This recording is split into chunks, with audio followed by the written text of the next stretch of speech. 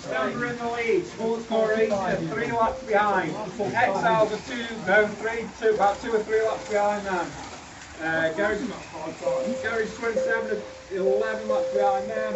Then Gas Monkeys, Motor Mouse, El Capitan Dents, North Staffs and the Joneses. Well, in case you didn't hear that, I've just walked into a 90-minute endurance GT3 slot car race, digital slot car race, being hosted at North Staffska Electric Club, and we are 30 minutes in to a 90-minute race, and as you can see, the track action is thrilling. There's a group of cars all coming around here. Let's see if they can keep it all clean. And oh, bit of an incident on the straight there. Most cars have survived. Anyhow, I'll show you the race progress at the moment. There's a team called Stamborough leading the race on 218 laps at the moment, and 3 laps behind that is Sports Car Racing. 3 laps after 30 minutes, and a lap is below 8 seconds. Then you've got Exiles team, 2 laps behind Sports Car Racing and 5 laps off the lead. And you've got Gary's 27, 12 laps behind Exiles, and 12 laps behind Exiles, that's right, and 16 off the lead. So the front 4 cars are really quite close. In fact, there's a real close race just here between Gary's 27 and Gas Monkeys. There's 1 lap between them, and then only 6 or 7 laps behind, and only 2 laps behind you've got Motor Mouths and El Capito Dents. Bringing up the rear on 160 and 180 odd laps respectively, you've got the Joneses keeping up with and North Staff's host club. So with 57 minutes and a half remaining, the race is green, and I'll take you back to the track action. Now, these teams are made up of multiples of drivers. In most cases for this 90-minute race there'll be 2 or possibly 3. And what you see right here in front of me is a pit lane, a long, large pit lane. A single lane pit lane, but that's enough to bring a car into to do a driver change, which has got to take a mandatory 30 seconds.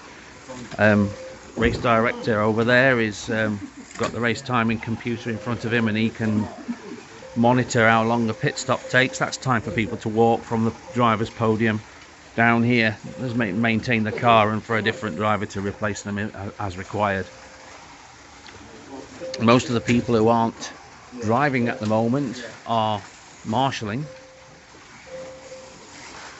We've got some really interesting 3 dimensions to this track. We've got a large underpass just in this vicinity. 2 90-degree right-handers there. A couple of opportunities to change lanes over on that corner. As the cars come back towards us, there's another lane change from inside to second lane just there. Another one in the middle just here. And then if you're making your way to the pit lane, you're going to need to use this one. Another changer there. A couple more just there on the pit lane entry.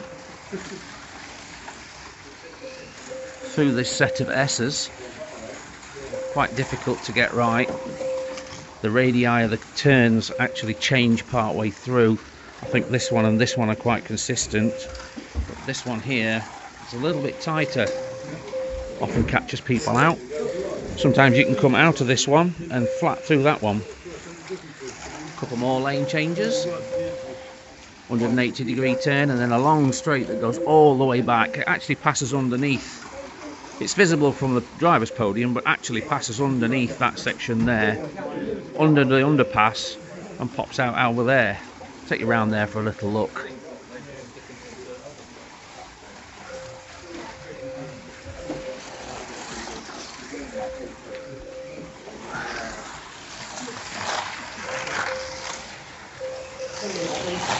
Underpass through there, look, and under the bridge just here. So that straight falls from the 180-degree turn at the other end, and then rises again as it approaches this 90 right, and 90 right, which is, I don't know, R2 and R3, or maybe R3 and R4. Followed by R1 and R2.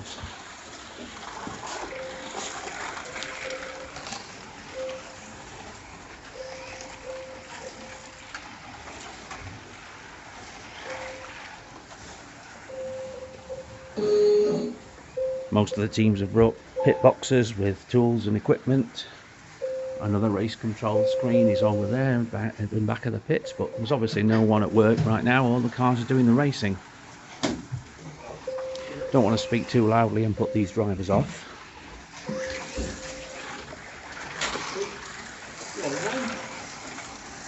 Hello.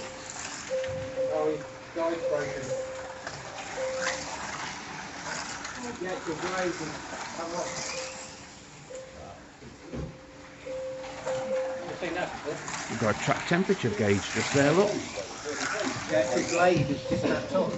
21.5 degrees C. I believe that's the race leading team in trouble. The chassis gone, Nick, or just the plate? The plate.